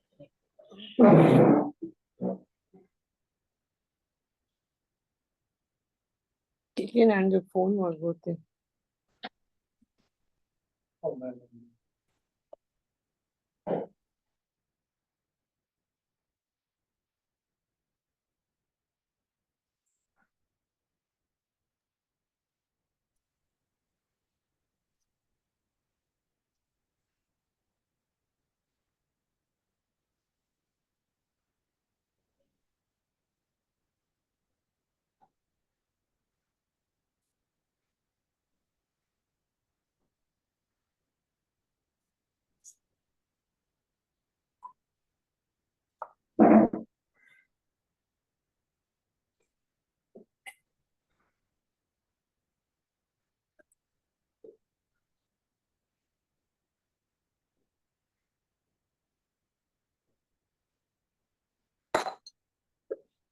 પાર્શનાથ ભગવાનની કમઠ અને પાર્શ કુમાર જે એમના દીક્ષા પહેલાનો, એ તો બધાને સ્ટોરી ખ્યાલ છે, બરાબર. તો હવે આપણે એમના આગલા 9 ભાવ પહેલા આપણે જોઈએ. ભરત ક્ષેત્રમાં પોલનપુર નામનું નગર હોય છે. અરવિંદ રાજા હોય છે અને એના વિશ્વભૂત નામના પુરોહિત હોય છે. 2 પુત્ર હોય છે, એમને મોટો કમઠ અને નાનો મરુભૂત. કમઠની પત્ની વરુણા હોય છે, નામ ખ્યાલ રાખજો, અને મરુભૂતિની પત્ની વસુંધરા હોય છે. આ વિશ્વભૂત પુરોહિત હોય છે, એ અનશન ગ્રહણ કરીને સ્વર્ગે જાય છે. એટલે રાજા મોટો પુત્ર હોય છે કમઠ, એને એ પુરોહિતનું સ્થાન આપે છે. નાનો પુત્ર હોય છે મરુભૂતિ, એ પહેલેથી વૈરાગ્યવંત હોય છે, એટલે એને આ એમ પણ એ પુરોહિત પદમાં એને ઇન્ટરેસ્ટ હોતો નથી. એટલે એને મોટા ભાઈને મળ્યો એમાં એને કઈ પ્રોબ્લેમ હતો નહીં. હવે જે આ મોટો ભાઈ હોય છે કમઠ, જેને પુરોહિત પદ મળે છે, એ સ્ત્રી લંપટ હોય છે. અને આ આપણે શાસ્ત્રમાં કીધું છે 7 પ્રકારના જે વ્યસન છે એમાં એક પરસ્ત્રી ગમન આવે છે, અને આ પરસ્ત્રી ગમનમાં બહુ જ પાપ છે. હવે કમઠ એક વખત એની નજર નાનો ભાઈ જે મરુભૂતિ હોય છે એના પત્ની વસુંધરા પર પડે છે, અને એ સુંદર હોય છે. તેને થાય છે કે આ કેટલી સુંદર છે, એટલે એને એ કહે છે કે આપણે ક્રીડા કરી. અને વસુંધરા પણ ભોગ લંપટ હોય છે, એટલે એ આ મોટા ભાઈને જે ભોગનું આમંત્રણ આપે છે એને એ સ્વીકારે છે. અને હવે 2 જણા વારંવાર ભોગ ભોગવે છે. આ વાતની જાણ કમઠની પત્ની વરુણાને પડે છે કે મારો પતિ મારા દિયરના પત્ની સાથે આવી રીતે ન કરવા, રોંગ કૃત્ય કરી રહ્યો છે. એટલે ઓબ્વિયસલી પોતાનો પતિ બીજા સાથે જાય તો એ સ્ત્રીને ઈર્ષ્યા તો આવવાની. એટલે ઈર્ષ્યાવશ એ આ વાત પોતાના દિયર મરુભૂતિને કરે છે. પરંતુ મરુભૂતિ સરળ હોય છે, એટલે એ કહે છે કે આવી અસંભવિત વાત હું માનું જ નહીં કે મારા મોટા ભાઈ મારા જ સ્ત્રી ઉપર નજર બગાડે. તો એ કહે છે તમે જોઈએ તો એની પરીક્ષા કરી જુઓ. તો કહે છે સારું. એટલે કમઠને કહે છે કે મને થોડા દિવસ, એટલે મોટા ભાઈને કહે છે કે મને થોડા દિવસ માટે કામ માટે બહાર જવું છે. એટલે હવે એ ત્યાંથી નીકળે છે.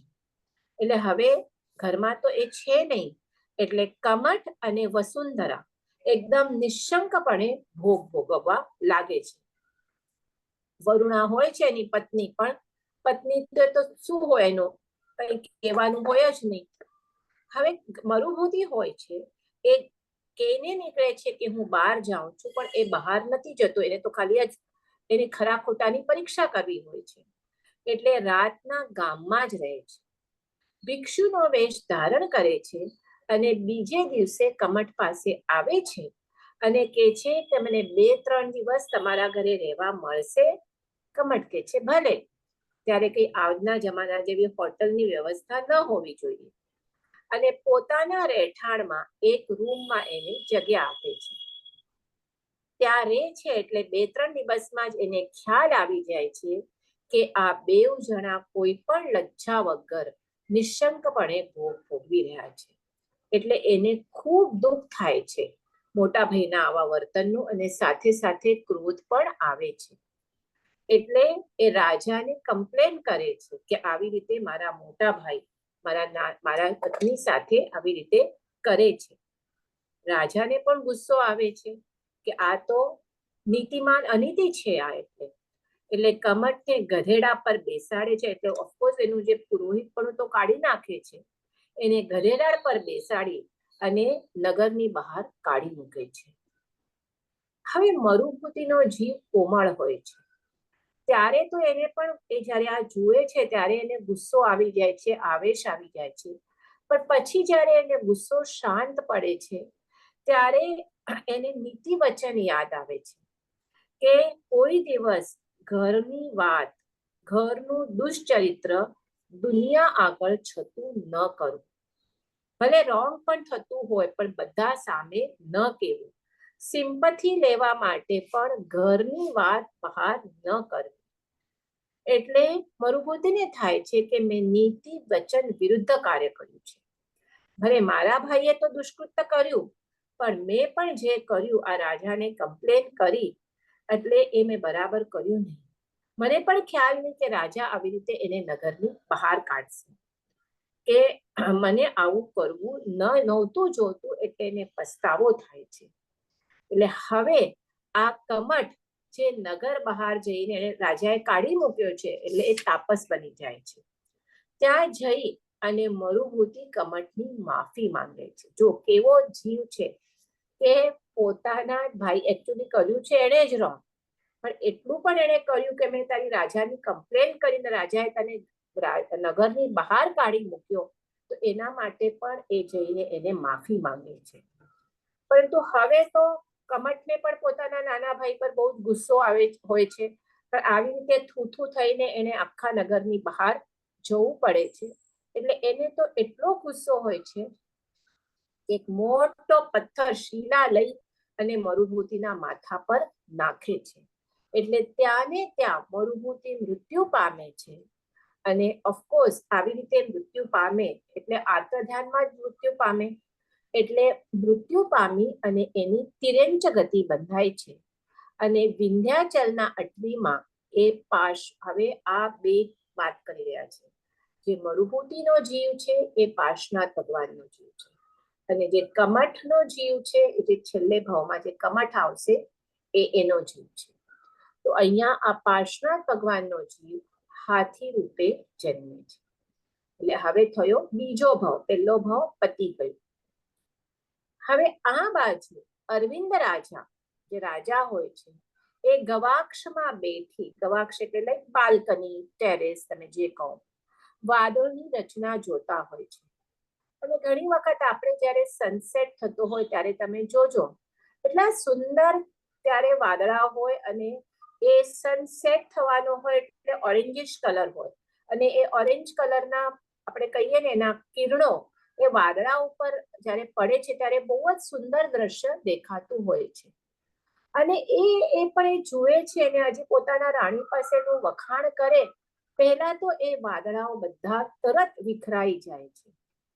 તો હવે એના ઉપરથી ત્યારના જીવ પણ એવા ઉત્તમ હોય છે કે એના ઉપરથી એને વૈરાગ્ય જાગે છે કે આ સંસાર પણ આવો કેવો છે, અનિત્ય છે. અનિત્ય ભાવના એના મનમાં ચાલે છે.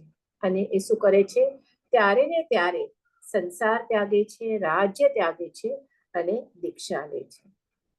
દીક્ષા લઈને એ આ વિંધ્યાચલના જંગલમાં કાયોત્સર્ગમાં ઊભા રહે છે.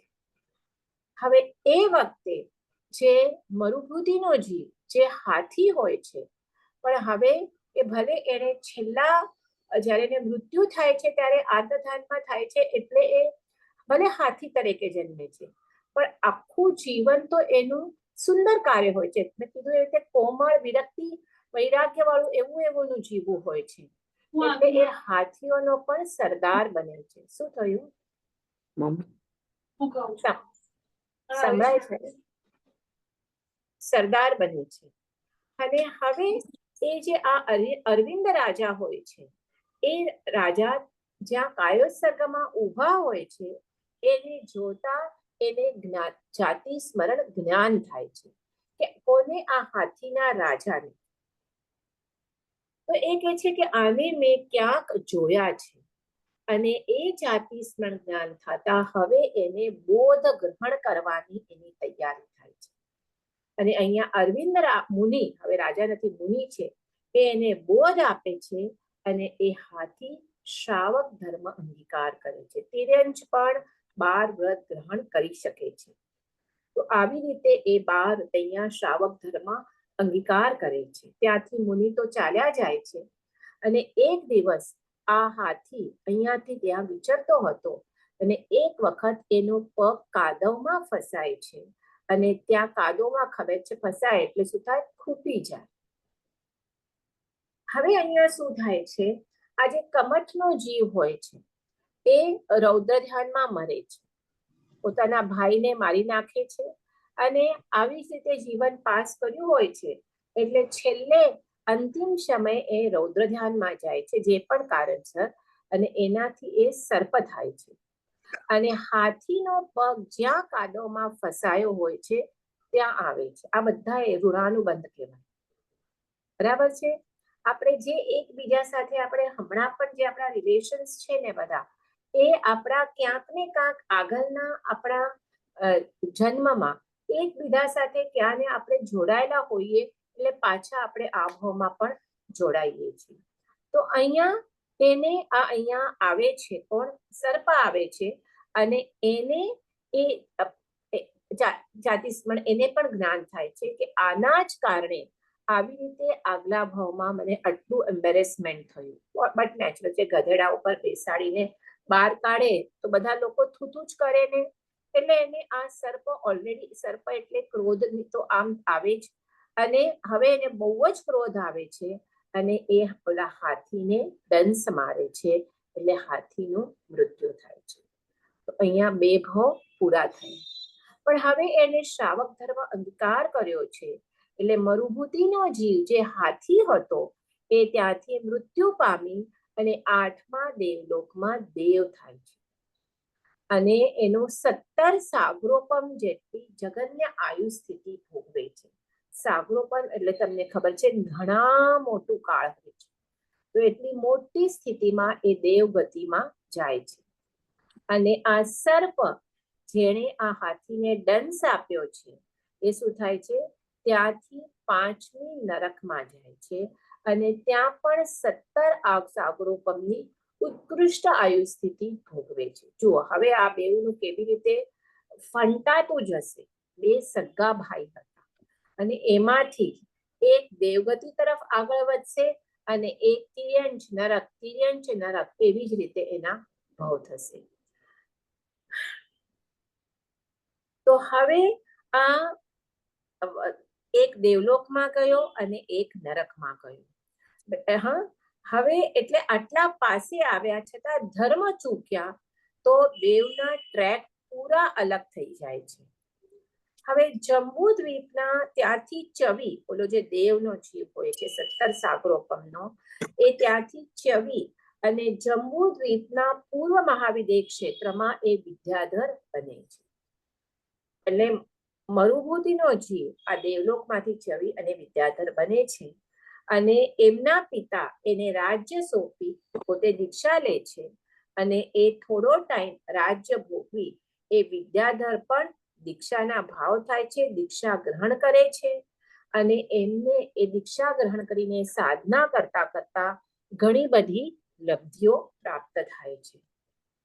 હવે આ લબ્ધિ દ્વારા એ પૂર્વ મહાવિદેહ ક્ષેત્રમાંથી એને ચારણ લબ્ધિ પ્રાપ્ત થાય છે. ચારણ લબ્ધિ એટલે એ આકાશમાં ઉડી શકે, એક ઠેકાણેથી બીજા જઈ શકે.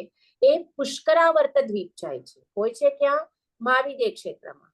ત્યાંથી એ જાય છે પુષ્કરાવર્ત દ્વીપમાં અને ત્યાં એ કાયોત્સર્ગમાં સ્થિર રહે છે.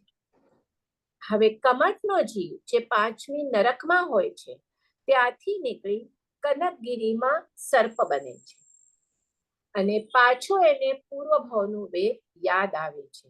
અને જ્યાં આ મુનિ એટલે આ વિદ્યાધર જ્યાં દીક્ષા લઈને પુષ્કરાવર્ત દ્વીપમાં જ્યાં કાયોત્સર્ગમાં સ્થિર હોય છે ત્યાં એને દંશ મારે છે, તો પણ મુનિ સમતા ભાવમાં રહે છે, અનશન ગ્રહણ કરે છે કે જાણે છે કે હવે સર્પે દંશ માર્યો છે એટલે હવે હું વધારે ટાઈમ જીવી નહીં શકું, એટલે ત્યાં ને ત્યાં અનશન ગ્રહણ કરે છે અને મૃત્યુ પામી અને 12મા દેવલોકમાં 22 સાગરોપમનું આયુષ્ય ગ્રહણ કરે છે.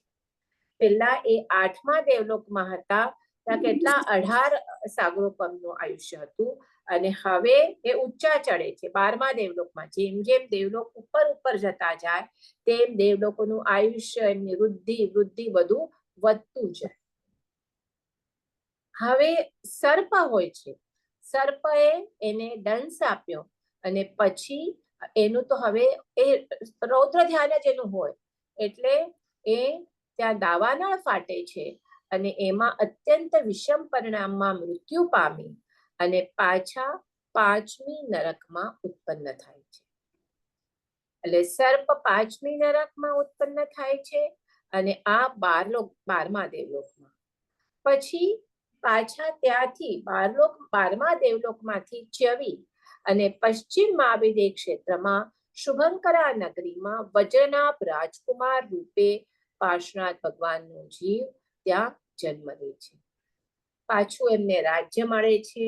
પાછું રાજ્ય ભોગવી થોડા ટાઈમ પછી વૈરાગ્ય આવતા દીક્ષા લે છે. દીક્ષા લઈને ત્યારે તો જે દીક્ષે બધા શું ધ્યાન અને કાયોત્સર્ગમાં જ સાધના કરતા હોય છે.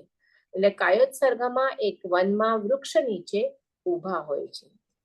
ત્યાં પેલો જીવ જે 5મી નરકમાં છે, કમઠનો જીવ, સર્પનો જીવ, ભૈયા આવે એ કુરંગક ભીલ બને છે. અને એ જ વનમાં ભીલ એટલે શું? એમનું શું હોય? શિકાર કરવાનું કામ. એટલે એ શિકાર કરવા માટે નીકળે છે અને મુનિને જોઈને એને પૂર્વનું વેર યાદ આવે છે. ઘણી વખત તમે જોજો, આપણે કોઈ વ્યક્તિ જ્યારે આપણે ક્યારે પણ મળ્યા ન હોઈએ અને ઓલ ઓફ સડન એ વ્યક્તિને મળતા ક્યારેક આપણે એકદમ એના પ્રત્યે સારા ભાવ આપણને ઉમટે. તો ક્યારેક કોઈ વ્યક્તિ એવી હોય છે કે આપણે એને કોઈ વખત નથી મળ્યા તો પણ એના પ્રત્યે આપણને કહીએ ને આમ સારા ભાવ ન ઉત્પન્ન થાય, અથવા તો એ વ્યક્તિને આપણા પ્રત્યે આપણે ઘણી વખત કહીએ કે મેં તો આનું કાંઈ નથી કર્યું પણ તો કેમ એ મારા માટે આવી રીતે બિહેવ કરે છે. કારણ એ જે આગલા ભાવનો તમારું ઋણાનુબંધ હોય એ કન્ટિન્યુ થાય છે. તો અહીંયા આ ભીલ પણ જ્યારે આ મુનિને જુએ છે કાયોત્સર્ગમાં, તો પૂર્વના આટલા બધા ભાવનો વેર એને યાદ આવે છે અને એ બાણ છોડે છે. ઓફકોર્સ મુનિને લાગે છે અને મુનિ ત્યાં અંશન ગ્રહણ કરી કાળધર્મ પામે છે અને મધ્યમ ગ્રૈવેયકમાં લલિતાંગ દેવ તરીકે અવતરે છે. જુઓ, આ દેવલોકમાં પણ એક એવી રીતે એ આગળ થતા જાય છે. મને ખ્યાલ છે સૌથી નીચે ભવનપતિ દેવ હોય, પછી વ્યંતર બાણ વ્યંતર દેવ હોય, પછી સૂર્ય ચંદ્ર વગેરે જ્યોતિષ દેવ આવે અને પછી 12 દેવલોક જેને આપણે વૈમાનિક દેવલોક કહીએ એ આવે અને વૈમાનિક દેવ પછી 9 ગ્રહયક આવે. બરાબર? કોઈનું ચાલુ હોય તો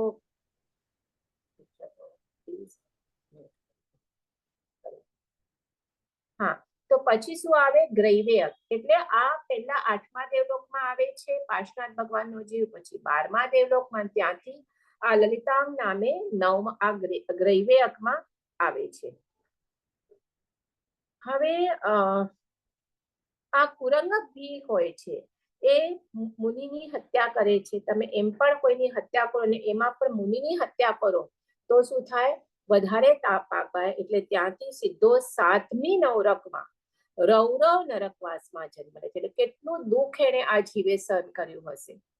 અને ત્યાંથી આ નરકમાંથી નીકળી અને જંબુ દ્વીપના પૂર્વ મહાવિદેહ ક્ષેત્રમાં પુરાણપુર નગરમાં અહીંયા હવે આ નરકવાસમાં જન્મ લે છે આ સર્પનો જીવ.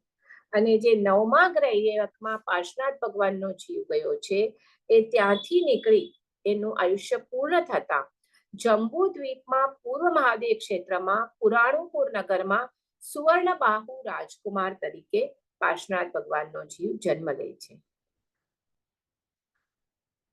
હવે એક તાપસ કન્યા સાથે પરણે છે. આ તાપસ કન્યા એકચ્યુઅલી રાજકુમારી હોય છે અને આ જે સુવર્ણબાહુ હોય છે એ ચક્રવર્તી બને છે. 6 ખંડને જીતી અને ચક્રવર્તી થાય છે અને ચક્રવર્તી લીધા પછી દીક્ષા લે છે. એક તો આપણને બધાને ખબર છે કે જો ચક્રવર્તી દીક્ષા લે તો ઠીક છે, ન લે તો એના જીવનમાં એટલા ભોગ ને બધું હોય કે અવશ્ય નરકે જાય.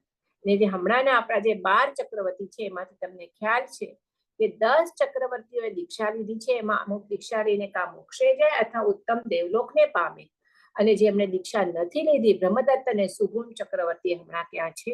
નરકે છે. તો આ સુવર્ણબાહુ પણ દીક્ષા લે છે અને જે આ કમઠનો જીવ હોય છે એ 7મી નરકમાંથી નીકળી સિંહગિરી પર્વત ઉપર સિંહ બને છે. એને એ જ્યારે નરકમાંથી નીકળે ત્યારે પણ જે તિર્યંચ ગતિ પણ એને જે મળે છે એ પણ તિર્યંચ ગતિ કેવી હોય છે?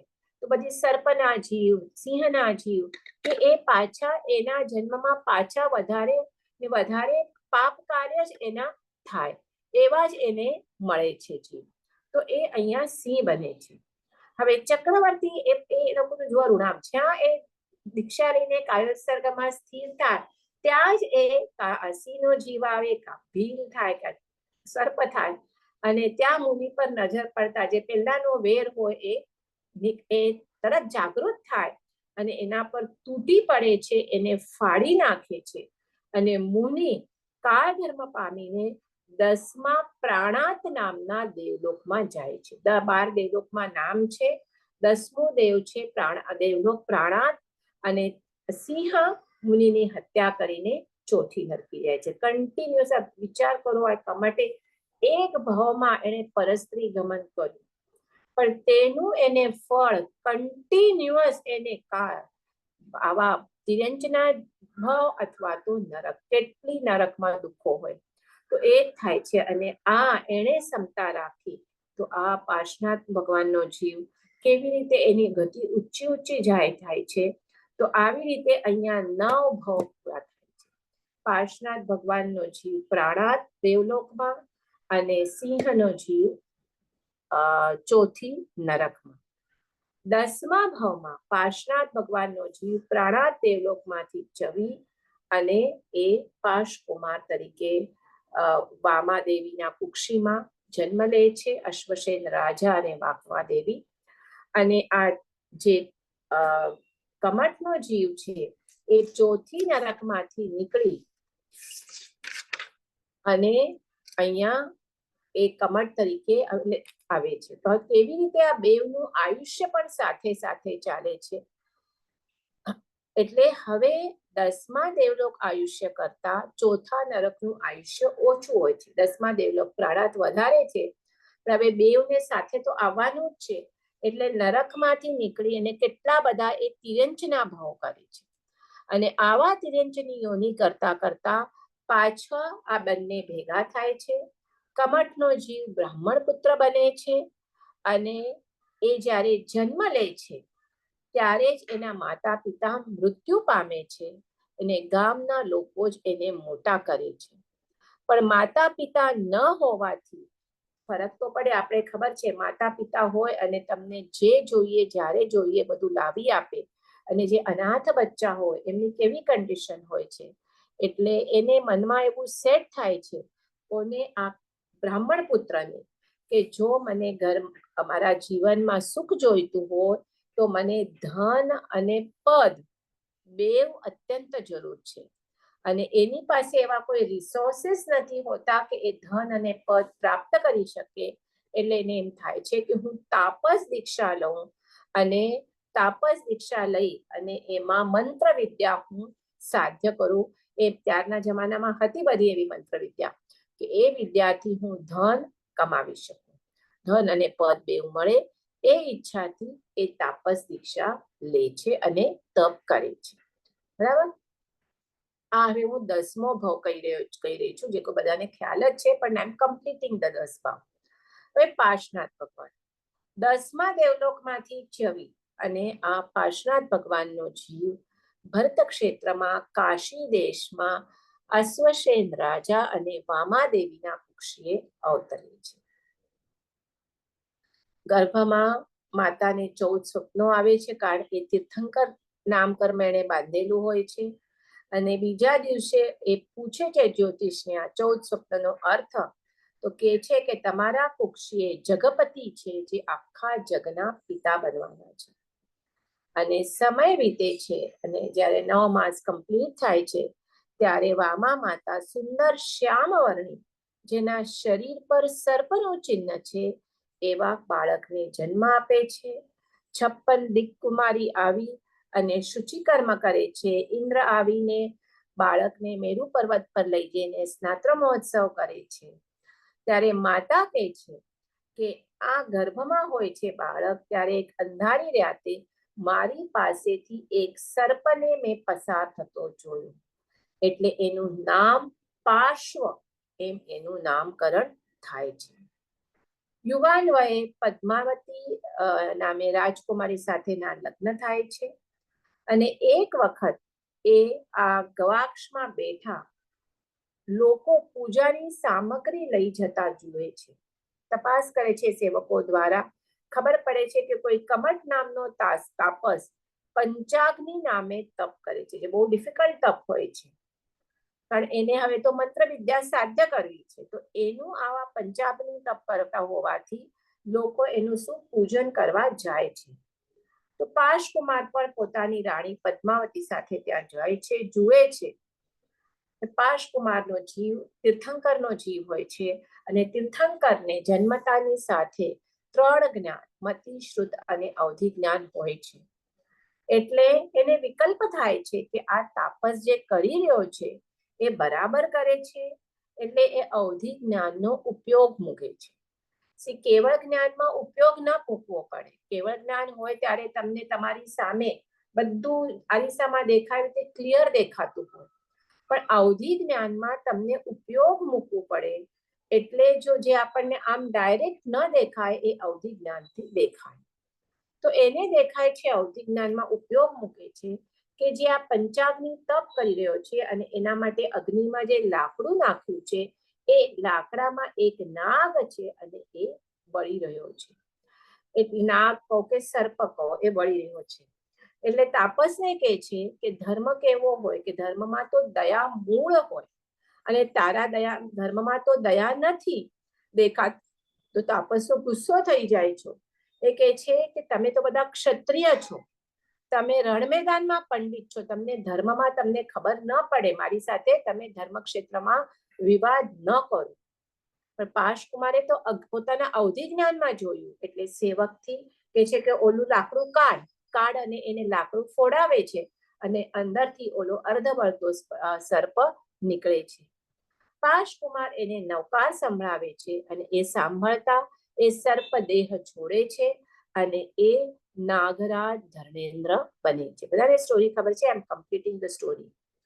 અહીં એક વાત કહે છે કે જે સત્ય હોય એ પ્રગટવું જ જોઈએ. તાપસને તો ડેફિનેટલી ખરાબ લાગે છે, કારણ એની થૂથું થાય છે કે આ કેવા ટાઈપનું ધર્મ કરી રહ્યો છે. હવે એ તાપસ મરીને ભવનપતિ, વ્યંતર એટલે મેઘમાળી દેવ બને છે. ભવનપતિ જે નીચા જાતિના દેવ હોય છે બને છે. અહીંયા પાશકુમાર પાછા આવે છે અને દીક્ષા લે છે, સર્વસંગ પરિત્યાગ કરે છે અને 8મ તપ સાથે દીક્ષા વિહાર કરે છે અને પાછા એ પણ કાયોત્સર્ગમાં સ્થિર થાય છે. ત્યાં આ મેઘમાળી દેવને, દેવ હોય એને 3 જ્ઞાન હોય, પણ એના અવધિ જ્ઞાનને વિભંગાવધિ જ્ઞાન કહેવાય, કારણ એ શુભ જ્ઞાન હોય. પણ એમને દેખાય તો ખરું, એટલે એને પોતાના જ્ઞાનને અને આ તાપસ આટલી તપશ્ચર્યા કરે છે, એટલે તપશ્ચર્યા કરે છે એટલે તપશ્ચર્યા કરવાનું ફળ તો મળે જ, એટલે ભલે એ નીચલી કાયાનો પણ એ દેવ બને છે. તો એને પોતાના જ્ઞાનમાં આવે છે કે આ જે આ કાયોત્સર્ગ કરી રહ્યા છે એના લીધે જ આ મને શું થયું, આ બધાની સામે મારું થૂથું થયું. જે તાપસ તરીકે બધા લોકો એની પૂજા કરતા હતા એના બદલે એને થૂથું કરે છે. એટલે ઓફકોર્સ એને ગુસ્સો આવે છે કે મને નુકસાન કરનાર અહીં ધ્યાનમાં ઊભો છે. એટલે ત્યાં જઈ દેવ છે એટલે વૈક્રિય લબ્ધિથી પેલા તો સર્પ, હાથી, વીછી ઉત્પન્ન કરે છે, કીડી મકોડા ઉત્પન્ન કરે છે અને પાશના કુમારને, પાશકુમાર એટલે કહીએ મુનિને, હજી ભગવાન નથી થયા, મુનિ છે, હવે મુનિ અવસ્થામાં છે, એમને ખૂબ ઉપસર્ગ આપે છે, પણ એ પાશ મુનિ ચલિત નથી થતા. એટલે હવે વરસાદની 3 જબરદસ્ત વૃષ્ટિ કરે છે.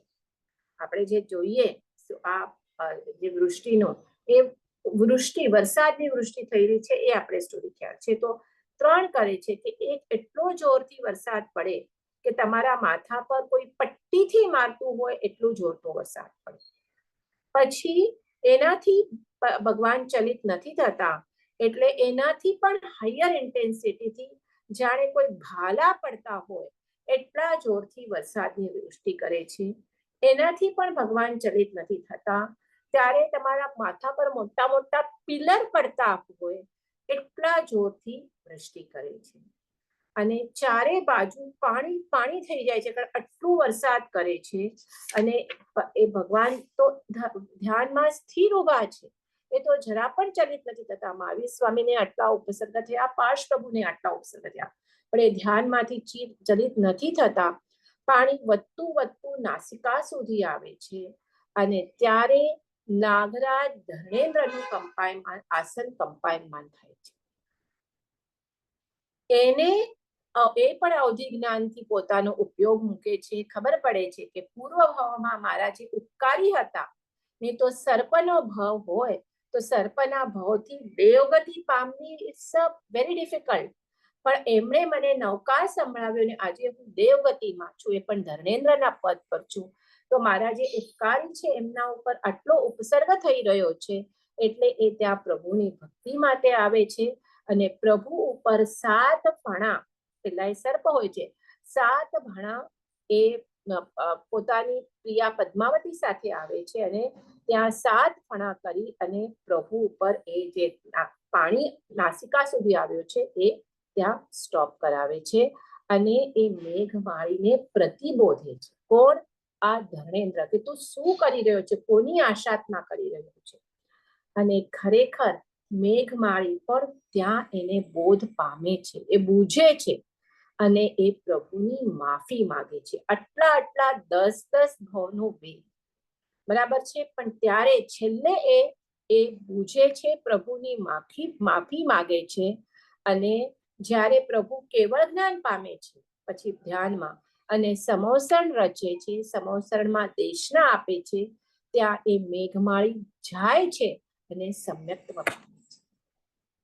એટલે આજે આખું જે આ પ્રસંગ પણ જે છે, આજે આ પરમાત્મા ધ્યાનમાં ઊભા છે, અને આ મેઘમાળી જે એમને ઉપસર્ગ કરે છે, જે આ અહિછત્રા, મેં લાસ્ટ ટાઈમ પણ કીધેલું તમને, ગયા વખતે લગભગ ઓલમોસ્ટ 10 મહિના થયા હશે, એ પહેલા અમે લોકો ગયા હતા આગ્રાથી. ત્યાંથી અહિછત્રા નામે નગરી છે. આ અહિછત્રામાં એમણે ત્યાં પરમાત્માને આટલા ઉપસર્ગ કર્યા છે. ત્યાં દિગંબર અને શ્વેતાંબર બેઉના બહુ જ સુંદર મંદિર છે, બહુ સુંદર મંદિર છે. ત્યાં અમે લોકો ત્યાં દર્શન કરવા માટે ગયા હતા. તો આ મેઘમાળીજી ભલે આટલા ભાવમાં એમણે વેર કન્ટિન્યુ કર્યું, એમણે પણ ઘણા દુઃખો સહન કર્યા, પણ ફાઇનલી જ્યારે પાર્શનાથ ભગવાન પાસે એ પ્રભુ જ્યારે કેવળ જ્ઞાન પામે છે, તીર્થંકર થાય છે, ત્યારે એમના સમવસરમાં જઈ અને મેઘમાળી પણ સમ્યક્ત્વ પામે છે. સમ્યક્ત્વ પામે છે એટલે ભલે એમના જે એણે પરમાત્માને આટલા ઉપસર્ગ કર્યા એનું ફળ તો એમને ભોગવવું જ પડશે, પણ ફાઇનલી એ પણ મોક્ષ ગતિ તો પામવાના છે. તો આ પરમાત્મા પણ જુઓ કે મેઘમાળી આટલા દ્વેષથી એને ઉપસર્ગ કરે છે, અને ધર્મેન્દ્ર એની ભક્તિ કરે છે, પણ પરમાત્મા તો બધા માટે સમભાવ છે. બરાબર છે. અહીંયા આપણે જોઈએ, કોઈને મને આ નથી કરવી આપણને કોઈનો નિંદા, પણ આપણે સ્ટોરી જોઈએ કે કોઈએ પાપ કર્યા તો એને એનું સંહાર કર્યો, અને જે ભક્તિ કરી તો એના પ્રત્યે એમને શું આપ્યા, એને વરદાન આપ્યા. તો અહીંયા આપણે જૈન દર્શનમાં જોઈએ તો જે તીર્થંકર છે એને કોઈ ઉપસર્ગ કરે તો એના પ્રત્યે દ્વેષ ભાવ નથી હોતો, એની ભક્તિ કરે તો એમના પ્રત્યે રાગ ભાવ નથી હોતો, એટલે જ આપણે એમને વિતરાગ કહીએ છીએ. તો આવી રીતે આ ક્ષમા મેઘમાળી જાય છે, ધર્મેન્દ્ર પદ્માવતી પણ જાય છે. આજે હું પાછી ઓલા સ્ટોરી ઉપર આવું છું. અને એટલે ધર્મેન્દ્ર પદ્માવતી પોતાનામાં જાય છે, મેઘમાળી પોતાના ભવનમાં જાય છે, બેઉ દેવો જ છે. અને પ્રભુને અહીંયા સાધના કરતા કરતા 84 દિવસ પછી એમને કેવળ જ્ઞાનની પ્રાપ્તિ થાય છે, એ જ જગ્યાએ જે અહિછત્રા નગરી હું કહું છું એ.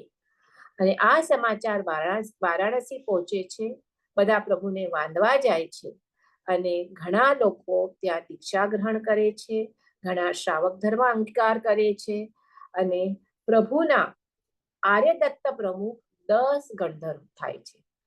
કોઈ પણ તીર્થંકર પરમાત્મા જ્યારે કેવળ જ્ઞાન પામે, તીર્થંકરપણું પામે, ત્યારે દેવો આવીને સમવસ્ત્રની રચના કરે, તીર્થંકર પરમાત્મા ચતુર્વિધ સંઘની સ્થાપના કરે, સૌ પ્રથમ ગણધરની સ્થાપના કરી. આપણે ખબર છે મહાવીર સ્વામીના ગૌતમ સ્વામી વગેરે 11 ગણધર હતા, તેમ પાર્શ્વનાથ ભગવાનના આર્યદત્ત નામે 10 ગણધર હતા.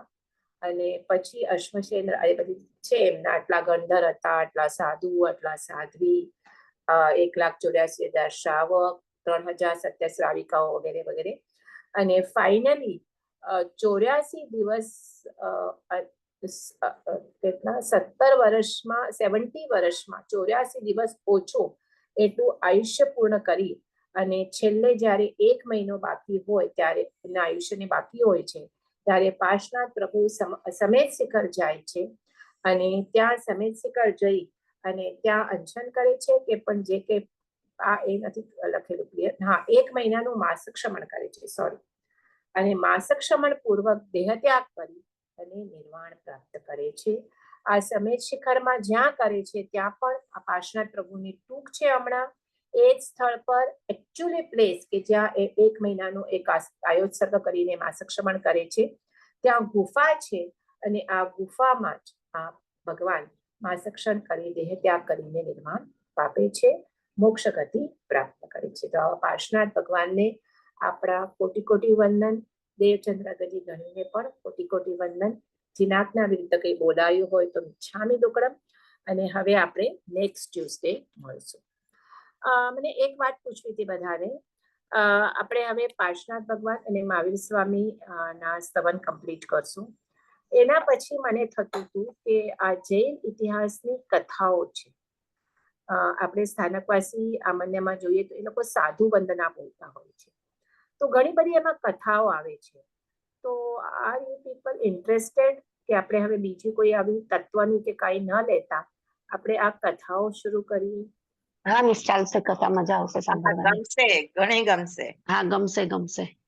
બધા ફીડબેક આપજો. હા ગમશે ગમશે મિસ. હા જોઈએ થોડો ટાઈમ પછી આપણે આ પેલા કમ્પ્લીટ કરીએ. ઓકે. તો નેક્સ્ટ મંગળવારના પાર્શ્વનાથ ભગવાનનું સ્તવન ચાલુ કરશું. તારીખ હશે આજે 18 તારીખ છે ને, 25મી નથી, 25મી છે, 25 એના પછીનો એક ટ્યુઝડે હું નથી. ચાલો, જય હિન્દ બધા. જય જય Jinendra. Jinendra. Thank you very much. Thank you very much.